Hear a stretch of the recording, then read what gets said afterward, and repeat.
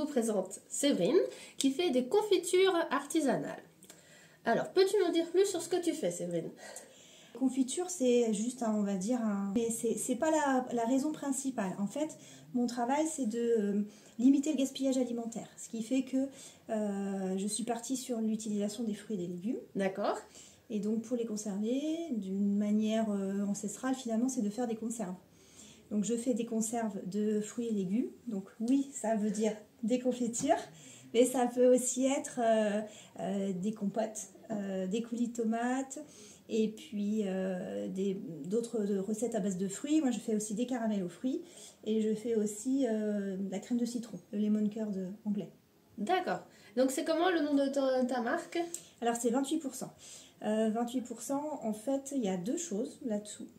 La première, c'est que sur notre planète, il y a un tiers des terres cultivées qui voient leurs produits partir à la poubelle. Alors, c'est pas tout à fait un tiers, c'est en fait 28%. Mais on dit souvent qu'il y a un tiers de ce qui est produit qui est jeté. Voilà, le gaspillage alimentaire, c'est à peu près ça. Et si on le ramène aux terres cultivées, on est sur du 28%, donc c'est le nom de ma marque. Et j'ai aussi fait le choix de faire des conserves peu sucrées. Donc c'est aussi le sucre ajouté dans la recette initiale de mes confitures. D'accord. Où est-ce qu'on peut trouver tes produits du coup? Alors moi je travaille en Sarthe, je produis en Sarthe et dans l'idée de limiter le bilan carbone, on va dire, de mes produits, c'est d'être distribué en Sarthe. Donc en fait, je fais de la vente directe sur certains marchés gourmands, des événements un peu plutôt de fin d'année. Et puis sinon, je fais aussi de la vente par l'intermédiaire de magasins, boulangeries, épiceries fines, magasins de producteurs, enfin voilà ce genre de lieux où en fait il va y avoir juste un intermédiaire entre le client et moi, mais un intermédiaire qui va bien connaître mes produits, qui va bien connaître la productrice, qui va savoir comment je travaille et qui va pouvoir vraiment bien parler de mon travail pour expliquer en fait ce que ça signifie ce pot de confiture par rapport à un pot de confiture de la grande distribution par exemple. Donc je mettrai en description les lieux qu'on peut retrouver en Sarthe, elle me donnera et je les mettrai sur soit les Facebook ou s'ils ont un site internet. Comme ça, vous pourrez retrouver facilement les lieux où sont vendues ces délicieuses confitures qui sont à goûter.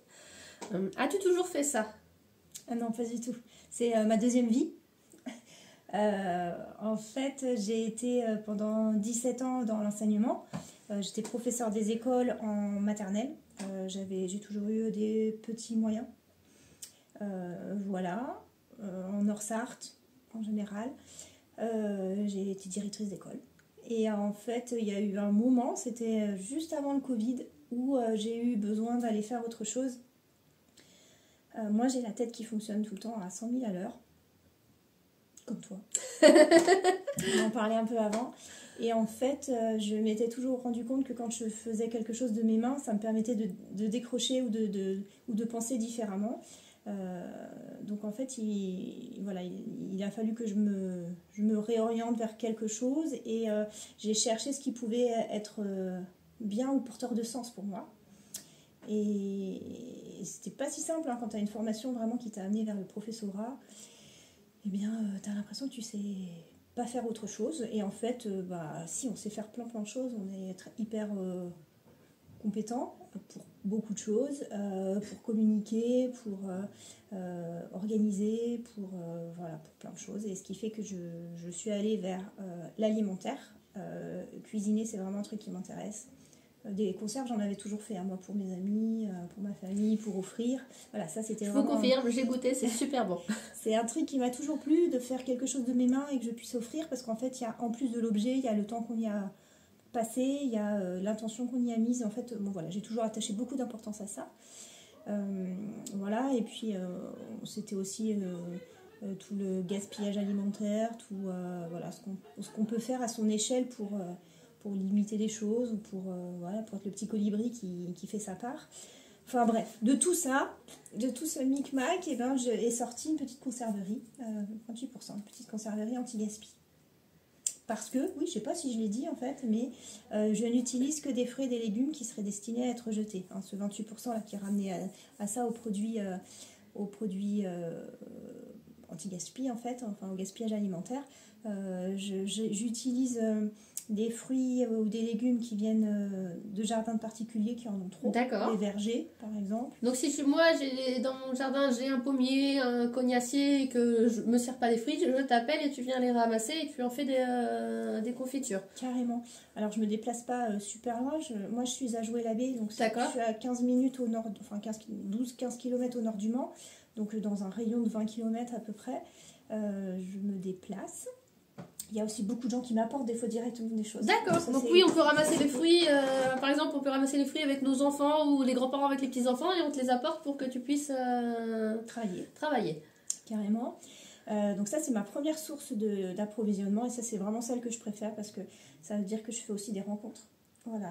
Des gens qui sont sensibles au fait de ne pas gaspiller, qui ont des choses qui ont été produites dans leur jardin, voilà, dont ils se sont occupés. Voilà, oui, parfois ils en ont trop aussi, des fois c'est ça. On a un arbre dans le jardin, il produit tellement que pour nous c'est trop en fait. C'est ça. Et alors souvent ils en ont distribué à la famille, aux voisins, tout ça, mais il en reste encore, donc ils sont vraiment très contents de pouvoir partager et valoriser. Donc ça c'est vraiment super. Et puis c'est vraiment des jolies rencontres avec des gens avec qui on peut discuter, avec qui, enfin voilà, qui me donnent des recettes des fois. Voilà, c'est cool. Et il y a beaucoup d'anciens, donc ça c'est voilà, c'est vraiment sympa. On sent qu'il y a un attachement à des valeurs fortes, de ne pas perdre.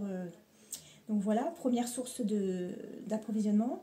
La deuxième, c'est chez certains producteurs qui peuvent avoir, c'est pareil, soit des trop-pleins, soit des choses qui sont hors calibre.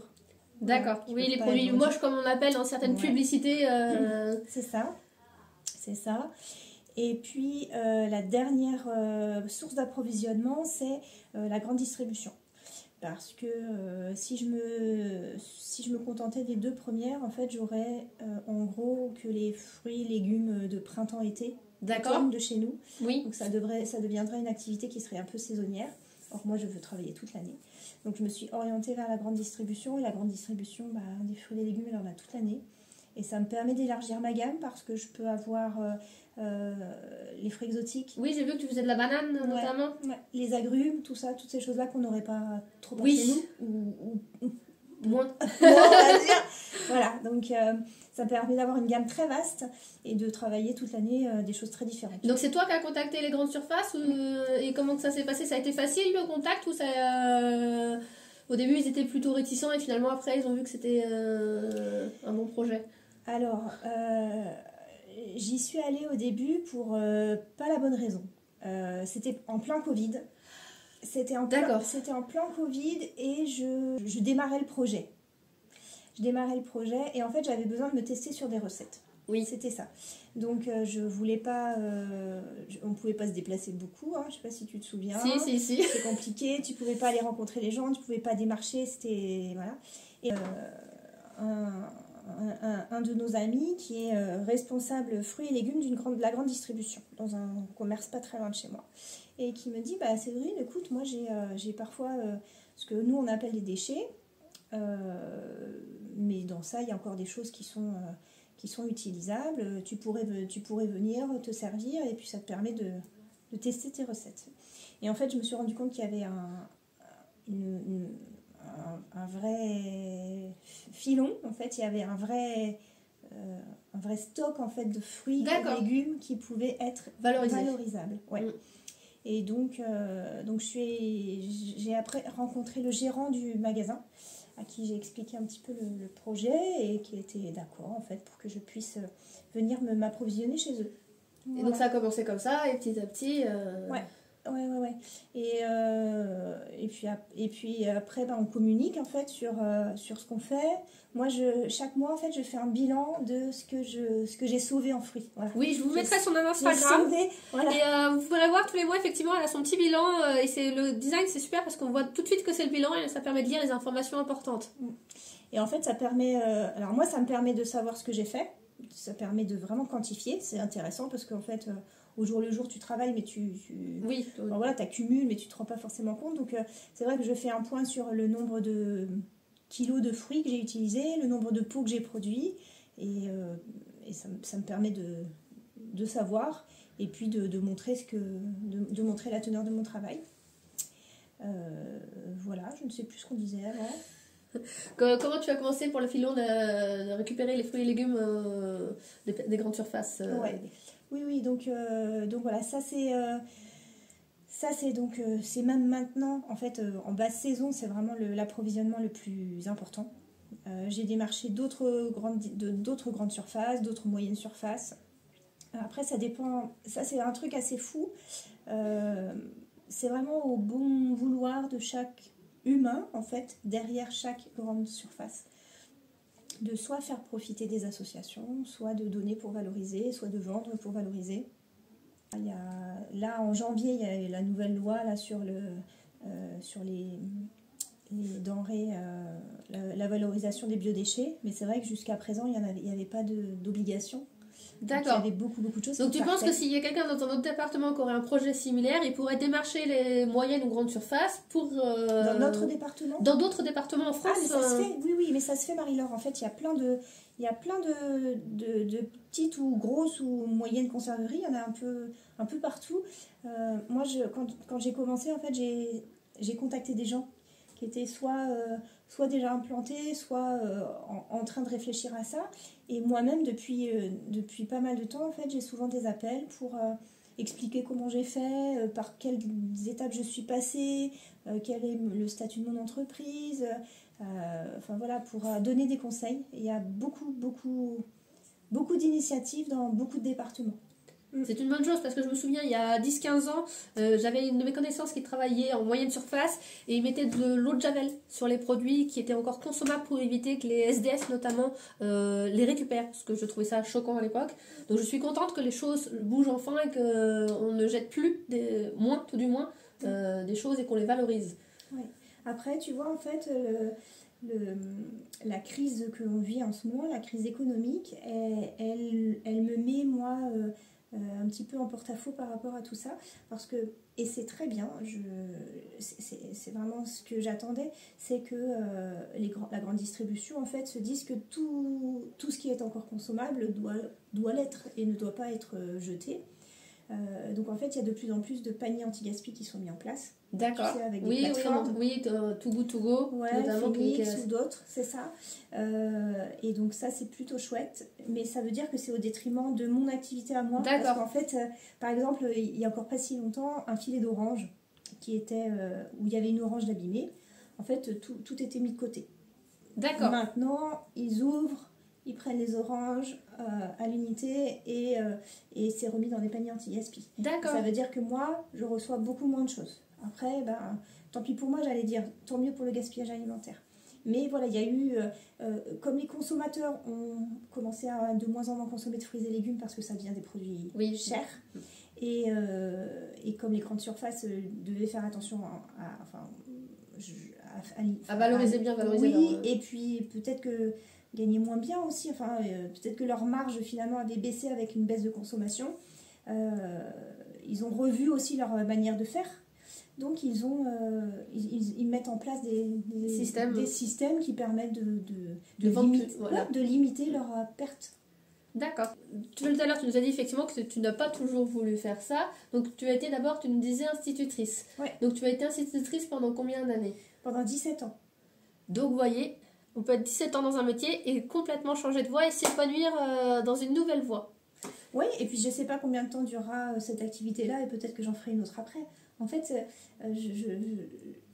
on n'est plus au temps de nos parents ou nos grands-parents où on avait une seule activité qui durait toute notre vie. En fait, on rentrait dans une entreprise ou une administration à la fin de nos études et ça nous emmène jusqu'à la retraite.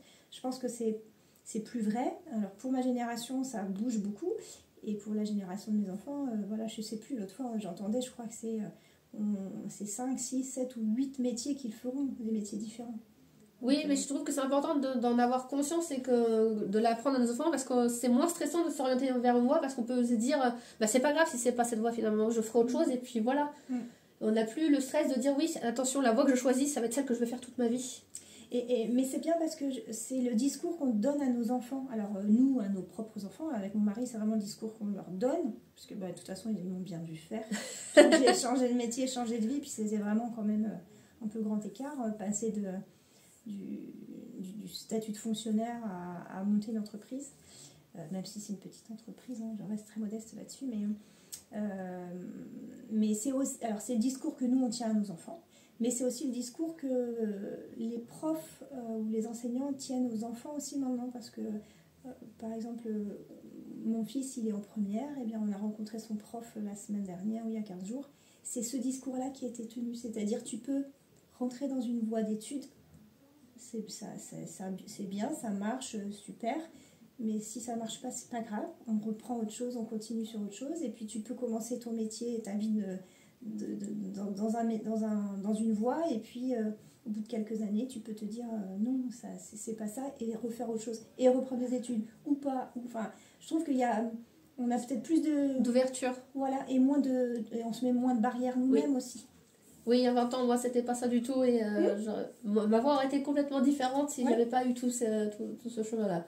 C'est ça, et il faut l'accepter, et il faut le prendre comme une chance, en fait, de pouvoir de vivre notre vie professionnelle. Oui, tout à fait. Qu'est-ce qui t'anime le plus dans ce que tu fais? Alors, je pense que mon travail est utile.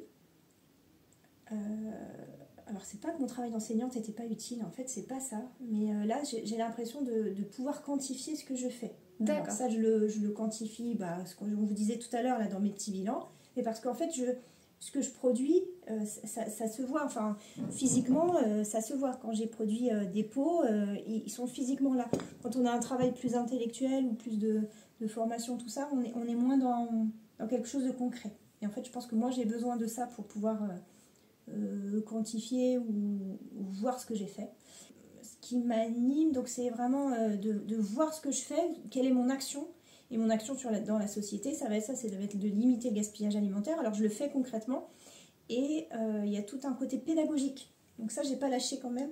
Voilà, on revient à mon premier métier, mais tout ce que je mets sur les réseaux sociaux, notamment pour expliquer ce que je fais, comment j'ai valorisé, combien, tout ça, tout ce côté pédagogique, il est quand même là aussi pour expliquer le pourquoi. Et ça, vraiment, c'est intéressant. Et je fais aussi des ateliers. D'accord. Alors, à l'attention d'enfants ou de familles, où on parle gaspillage alimentaire. Alors, sous couvert de faire des recettes ou tout ça, mais en fait, c'est aussi tout un temps d'échange sur... C'est dans des lieux précis, tes ateliers?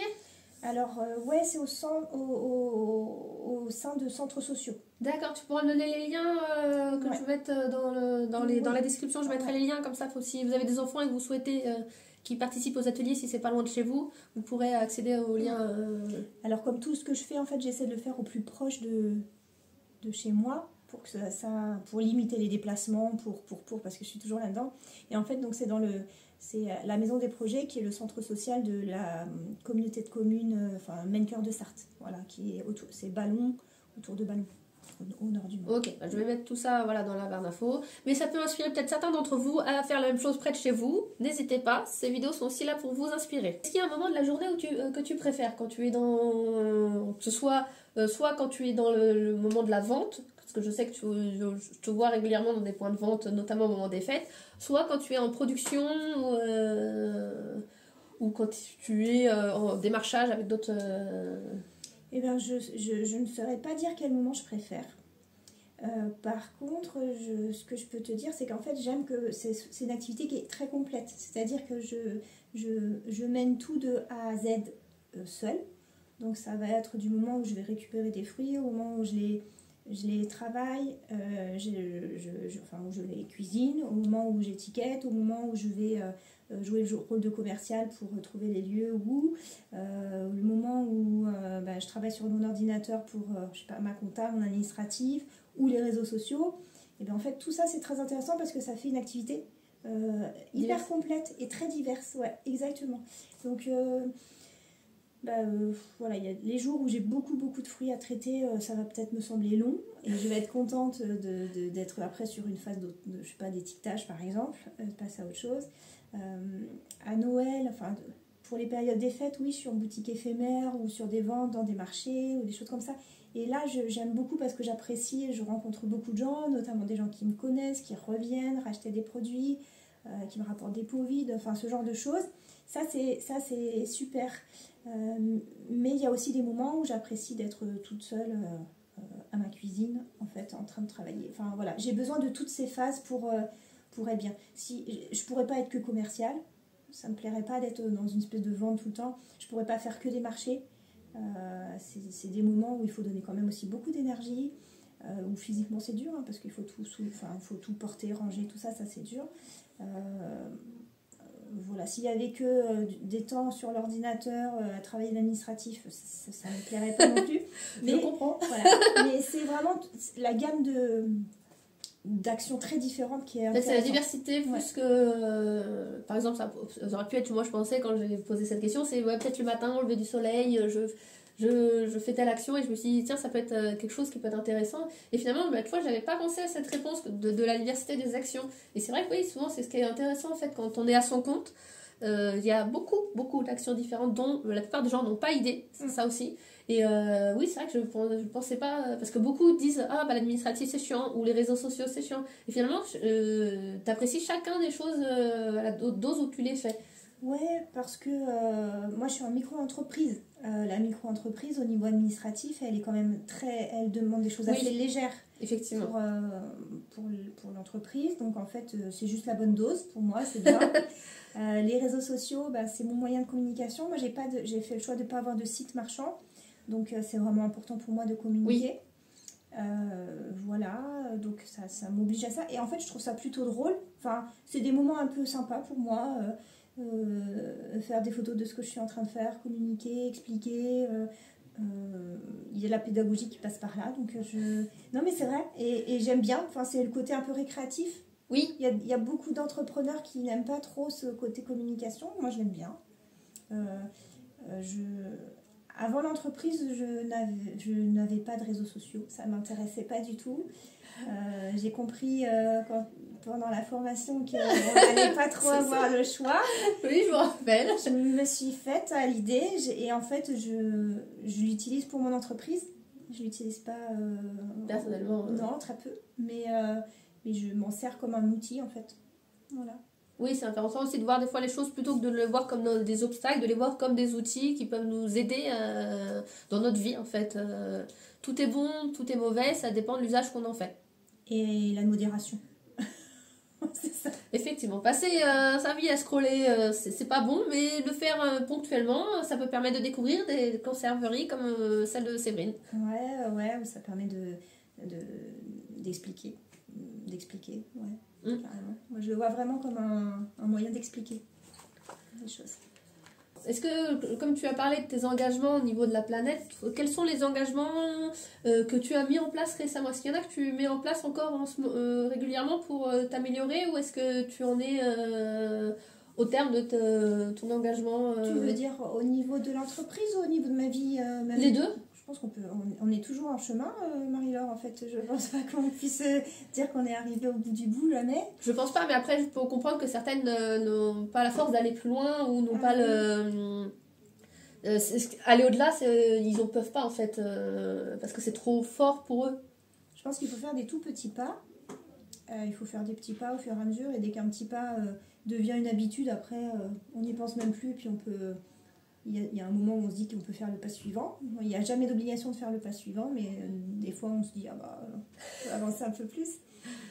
Dans mon entreprise, j'ai essayé d'être la plus propre possible. Par exemple, dès le début, j'ai fait en sorte que les gens puissent ramener le verre. Parce que, en fait, on a une fausse image du recyclage. On se dit toujours... on emmène le verre au recyclage du verre, on emmène le papier, tout ça. Et en fait, c'est pas si vertueux que ça. Ça demande beaucoup d'énergie. Il y a plein de choses qui sont finalement pas recyclables. Et le verre, il est recyclable à l'infini, ok. Mais en fait, casser du verre pour refaire du verre, ça demande énormément d'énergie. Donc, il vaut mieux qu'un pot en verre soit... réutilisé, laver et réutiliser plutôt que de jeter, casser et refondu, tout ça. Donc, moi, mes petits pots, en fait, les gens savent qu'ils peuvent les ramener sur les lieux de vente ou les ramener directement. Et puis, ils sont lavés, stérilisés et ils repartent. Donc ça, c'était important. Il n'y a pas de système de consigne monétaire parce que comme j'ai des intermédiaires, c'était pas si simple à mettre en place. Oui, c'est plus pratique quand c'est exclusivement de la vente en direct en fait de faire ce genre de consigne monétaire. C'est ça. Ah, et puis ça se faisait pas tant que ça. Maintenant, ça se fait un petit peu plus. Oui, ça revient. La consigne comme nos grands-parents ont connu. Le laitier qui déposait les laits. Et mon grand-père était laitier, donc il récupérait les pots de lait qu'il remplissait. Ça revient. Ouais. Et donc moi, j'ai pas voulu imposer une consigne monétaire parce que voilà. Mais une consigne, on va dire, citoyenne. Finalement, les gens qui veulent bien, alors ils peuvent ramener leur pot. Et ça, c'est pas si mal parce qu'il y a entre un pot sur 4 et un pot sur 3 qui reviennent. D'accord. Donc c'est plutôt correct. Et du coup, tu récupères que tes pots à toi. Tu vas pas récupérer. Si nous, on a des pots à confiture parce qu'on a acheté d'autres pots, tu ne les récupères pas. Eh bien non. En fait, ça, c'est un problème de législation. Au tout début de mon projet, je pensais que j'allais pouvoir faire ça. Prendre d'anciens pots. D'ailleurs, j'en avais récupéré partout. Oui, peut-être même près de toi, je sais pas. C'est fort probable. Et en fait, la législation, elle ne permet pas ça. Elle n'autorise pas ça. Pour des questions d'hygiène ou tout ça. Mais par contre, j'ai le droit de récupérer les pots de mon entreprise. D'accord. Ce qui change fondamentalement pas trop les choses parce qu'un pot en verre qui vienne dans notre lieu, une fois qu'il est lavé, stérilisé, c'est un peu le même que le mien. Mais bon, la législation, elle permet de réutiliser les miens. Donc il a fallu que j'achète des pots pour pouvoir le faire. Voilà, j'avais une quantité phénoménale finalement de pots de récup que je donne au fur et à mesure au magasin de vente en vrac. D'accord. Là, j'alimente de cette manière-là. Mais donc voilà, il y a ça que j'avais mis en place et qui me tenait vraiment à cœur.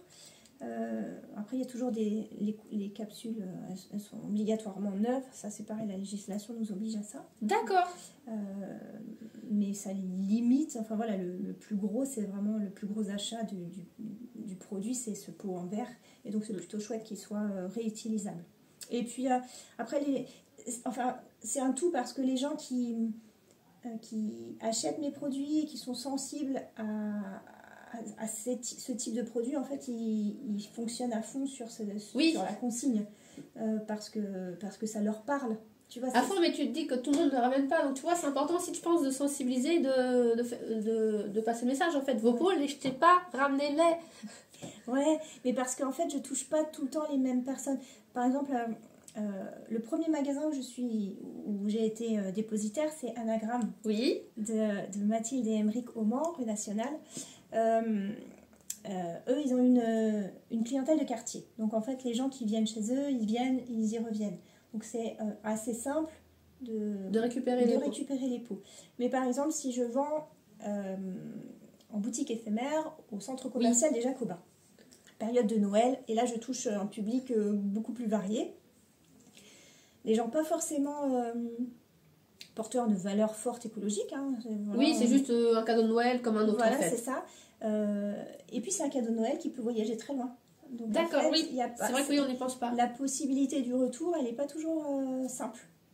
Donc, non, mais je pense qu'il y a peut-être des gens qui achètent et qui n'ont pas conscience qu'on peut te retourner les pots, c'est plus dans ce sens-là. En fait, ce discours-là, il est donné... Alors moi, je le dis tout le temps, et les magasins revendeurs, en fait le disent aussi.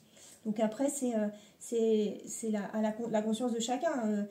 Ça peut être contraignant de rincer un pot, le garder dans un sac ou quelque part et de le ramener à un endroit. Il faut y penser, hein. C'est comme son sac à pain.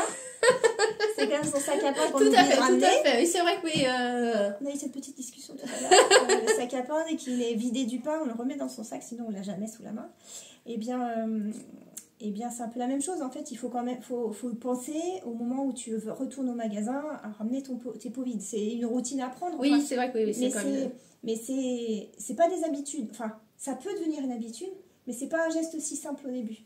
Et donc voilà, il faut aussi comment dire, une volonté de faire ça, quoi. De faire ça. Et c'est plus simple c'est plus simple de le mettre dans la poubelle du C'est verre vrai. que... Moi, j'ai tendance à tout garder. Mon mari, des fois, il en aura le bol et hop, il le met dans la poubelle au verre. Voilà, mais il faut, c'est juste, c'est prendre conscience d'un truc, voilà, ça revient plus cher à notre planète, énergétiquement, de refaire du verre que de réutiliser du verre. Mais une fois qu'on en a pris conscience, c'est comme plein de choses, c'est de se dire, là je vais te parler d'une de mes copines qui s'appelle Aude, qui fait Gaffe à la suite, qui fait toutes les illustrations engagées. D'accord, c'est pas les illustrations qui sont ici en bas? Oui, si. Ok, Si, donc si. je vois les illustrations. Ouais. Et puis j'en ai une, je vais vous montrer après, celle qui correspond à mon activité. Mais Aude, par exemple, elle a fait une image qui dit et si on arrêtait de faire caca dans l'eau potable? Alors ça semble un peu trivial comme ça, faire caca dans l'eau potable, mais si on y pense, bah, clairement c'est ça, quoi. En fait, c'est pourquoi on utilise cette eau potable pour mettre dans notre chasse d'eau, pourquoi on n'utilise pas l'eau du ciel, pourquoi on n'utilise pas l'eau grise, enfin voilà, il y a plein de... Les copeaux de bois, ça devrait se faire plus de... Voilà. Mais il y a beaucoup d'a priori, ça Ouais. c'est un sujet à part entière, je pense. Mais clairement, il y a... si on en conscience, on réfléchissait à plein de choses, il y a plein de trucs qui sont un peu aberrants dans notre société et qu'on peut, à notre petite échelle, essayer de faire bouger, quoi. C'est tout à fait l'ambition de cette chaîne. Ouais, je vous montre. En fait, c'est donc Aude, elle est enseignante encore à mi-temps et elle fait en fait des illustrations qu'elle dit engagées parce que en fait, elle essaie de nous expliquer de manière très simple des choses comme le caca dans l'eau potable. Et en fait, on avait travaillé sur mon activité et si on pouvait se régaler de ce qu'on jette. Et j'ai l'impression que c'est du papier recyclé en plus. Donc oui, ça l'est vraiment engagé pleinement. C'est pas... Oui. Et vraiment, l'idée, c'est ça, c'est penser que tout... En tout cas, c'est magnifique. Et effectivement, vous pouvez venir à Beaucrangerie voir ces illustrations, c'est magnifique. Ouais. Voilà, c'est important de se dire qu'il y a des choses que chacun peut faire et qui permettent de sauvegarder des ressources, notamment.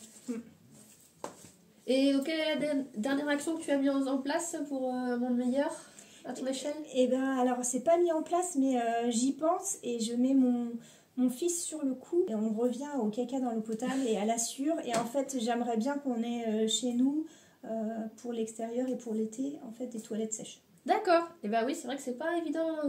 Mais il faut dépasser le truc, quoi. Il y a beaucoup de choses à dépasser. D'a priori, je pense aux toilettes sèches, notamment l'a priori de l'odeur. Suivant ce qu'on utilise, il n'y a pas d'odeur. Les copeaux, je sais que les copeaux de bois, j'en ai testé les copeaux de bois, j'étais surprise, des toilettes publiques sèches, il n'y avait pas d'odeur. Et pourtant, toilettes publiques... C'est ça. Donc voilà, c'est une commande de ma part pour mon fils. Je voudrais bien qu'il s'y mette. Voilà, bah c'est ta prochaine action. C'est ça. Donc peut-être que vous avez déjà testé les toilettes sèches ou que ça vous rebute. N'hésitez pas à mettre en commentaire quel est votre prochain geste à vous aussi. Et est-ce que tu as des personnes à recommander pour qu'ils passent à ta place? Carrément, Aude, de Gaffe à la suite. Je pense que c'est quelqu'un que tu pourrais interviewer parce qu'il y a des choses... c'est une artiste, en fait, vraiment, c'est son principal... c'est l'engagement, son principal... Oui. Mais le côté pédagogique, c'est-à-dire en une petite phrase, elle va te sortir une petite accroche qui va te permettre de réfléchir en fait à notre consommation ou à notre monde et à se dire ah oui mais comment je pourrais faire autrement, voilà, sans donner de leçons hein, parce que c'est pas du tout l'idée de donner des leçons. Je pense que c'est comme nos interviews, le but c'est pas dire nous on fait mieux, c'est voilà ce qu'on fait, peut-être que vous pouvez vous en inspirer pour faire votre geste à vous, peut-être qu'il sera différent d'une autre, mais si tout le monde fait un geste, on change le monde en fait. C'est ça. Alors Aude, ça ce serait chouette, je pense que c'est quelqu'un donc Aude, l'invitation est lancée, n'hésite pas à me contacter par Séverine pour qu'on puisse voir quelle est une date pour que je puisse t'interviewer. Voilà, et je pense aussi à quelqu'un d'autre, elle s'appelle Naya, et Naya, elle a une petite entreprise qui s'appelle la Machine à Récup. Et son entreprise, en fait, c'est tout comme la mienne. Moi, je suis dans l'alimentaire et elle est dans le textile. C'est-à-dire que moi, je récupère des fruits moches. Elle récupère du tissu. Alors, pas du tissu moche, mais du tissu qui a déjà eu une première vie. D'accord. Ça m'intéresse beaucoup. Et en fait, elle crée des accessoires textiles qui vont être donc à partir de tissus qui est finalement recyclé. Donc on est dans l'upcycling. Oui, tout à fait. Ça te parle. Moi j'ai mon sac. Et en fait, voilà. Donc elle a utilisé un vieux jean, ouais. Je me doute. Et après, un jean, du tissu. Alors ça c'est... Ce serait bien une chemise, ça. Ouais, une chemise, d'autres tissus. Et puis là c'est un ancien coupon d'un lainage pour faire un manteau. Voilà. Donc ouais, ça ressemble à du tweed un petit peu, je dirais. Ouais. Et donc, eh bien, elle a mis en place ses modèles, ses formes, et elle travaille comme ça. Alors, ça peut être à la commande, mais elle fait aussi des objets. Oui, donc on pourrait par exemple lui donner des tissus en disant tiens, j'imagine ça avec ce tissu, et elle nous dira si c'est possible ou pas. Ça, c'est la version. Moi, j'en ai deux des comme ça en fait. Ça, c'est la version hiver, tu vois, avec le tweed, ce tissu. D'accord, oui, pour protéger bien. Voilà, et moi, j'en voulais un autre pour l'été. En fait, depuis que j'ai adopté ça, je trouve que c'est pratique d'avoir les mains libres. Donc, j'en voulais un deuxième pour l'été. Et le tissu intérieur. C'est moi qui lui ai donné, c'était une ancienne robe d'une de mes filles que j'aimais beaucoup, c'était un tissu que j'aimais beaucoup. Voilà, il est à l'intérieur de mon sac. Donc effectivement, ça me plairait bien de l'interviewer. Donc c'est comment son prénom ? C'est Naya. Naya. Donc Naya, pareil, n'hésite pas à me contacter via Séverine pour que je puisse t'interviewer aussi. Et juste une chose pour Naya, elle fait travailler des personnes en situation de handicap dans des ESAT. D'accord. De la découpe de certains tissus en grande quantité. Voilà, elle donne aussi... il y a tout il y a tout un côté social en fait plus, qui est effectivement intéressant. C'est vrai que toutes les entreprises ne peuvent pas se permettre d'avoir ce côté social, mais c'est bien quand on peut y avoir recours. Voilà, c'est ça. Donc c'est une chouette personne, des chouettes valeurs et puis des beaux projets. Mais comme pour Aude, en fait, voilà, ce sont mes copines, mais elles portent des valeurs fortes. Oui, je vois ce que tu veux dire. Tout comme toi, tu portes des valeurs très fortes. Voilà, t'es mignonne. En tout cas, n'hésitez pas à goûter. Je vous confirme que ces pots de confiture sont une tuerie. Alors, à Noël dernier, j'en ai offert à toute la famille et en retour, ils m'ont dit ce qu'ils ont adoré. Et c'est vrai j'ai pas dit, mais ils n'ont pas retourné le pot. À mon avis, ils ont jeté le pot. Donc, j'ai pas fait la bonne commission à Noël. Mais je vous dis merci beaucoup. N'hésitez pas à laisser des commentaires, à dire si vous avez goûté aux confitures et si vous avez aimé les confitures. Et à bientôt dans notre belle campagne sartoise. Plein de bisous.